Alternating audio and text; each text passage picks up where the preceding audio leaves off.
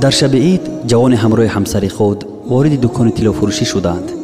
مادرش باشد نبیره‌اش را برداشته بود. همسرش طلای بسیار خرید. جوان به سوداگر گفت حساب چند شد؟ سوداگر گفت 20,100 ریال. این جوان به ترازو و نرخ نگاه کرد، دید که نرخ تنها 20,000 ریال است. پس سوداگر را پرسید 100 ریال از کجا پیدا شد؟ سوداگر گفت مادرت به 100 ریال انگشتری خرید. فرزندش انگشتری را از مادرش گرفته به طرف سوداگر پرتافت و به مادرش گفت پیرزنانی که مانند تو هستند برایشان طلا نمی‌زیبد. مادرش هنگامی که این سخن را شنید گریان شده به سوی ماشین روان شد. همسرش به شوهرش گفت چی کار کردی؟ شاید مادرت بعد از این فرزندت را نگاه نمی کند، گویا که مادر نزد آنها خدمتگار باشد. پس از آن که سوداگر او را سرزنش کرد به ماشین سوار شده به مادرش گفت انگشتری را اگر می خواهی بگیر. پس مادرش گفت نه به خدا قسم انگشتری را نمی خواهم، اما می خواستم که در روز عید مانند دیگرها شادی و خرسندی کنم، اما تو باشی خرسندی و شادی مرا نیست کردی. خداوند تو را ببخشد. و بعد 6 ماه سپری شدن از این ماجرا فرزند داروهای زیاد استعمال میکرد که بر سلامتیش ضرر میرسانید. یک روز مادری بیچاره از دوستداری فرزند جگربندش به خاطر ضرر نرسانیدن به سلامتیش داروها را از تیریزه پرتافت. پس فرزند از عقل بیگانه شده مادرش را از خانه بیرون کرد. مادر از خانه برآمده و می گفت خداوند فرزند مرا خوشبخت گرداند. مادر یک مدت غیب زد و در همین وقت فرزند گرفتار بیماری شده به بیمارستان برده شد. هنگامی از بیمارستان برآمد سلامتیش سنگین‌تر شده، وظیفه و خانه را از دست داده، قرضهایش افزود.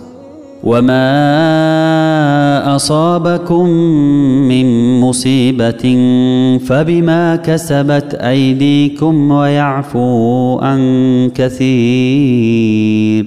و هر مصیبتی که بر شما رسد به خاطر کارهای است که انجام داده اید و الله از بسیار گناهان در می‌گذرد. و در یکی از روزها این فرزند آینه نیلگون تماشا می‌کرد که یکی از عالم‌های اسلامی درباره نیکی به پدر و مادر سخنرانی می‌کرد.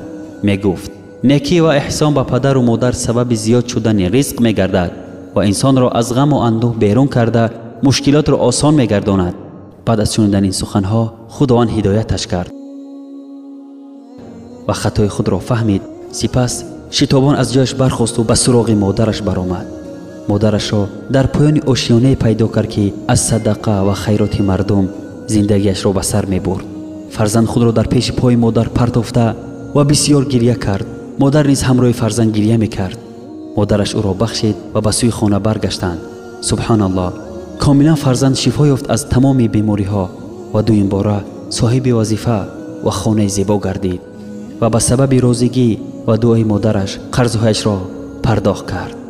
وقضى ربك ألا تعبدوا إلا إياه وبالوالدين إحسانا إما يبلغن عندك الكبر أحدهما أو كلاهما فلا تقل لهما أف ولا تنهرهما وقل لهما قولا كريما واخفض لهما جناح الذل من الرحمة وقل رب ارحمهما كما ربياني صغيرا ربكم أعلم بما في نفوسكم إن تكونوا صالحين فإنه كان للأوابين غفورا.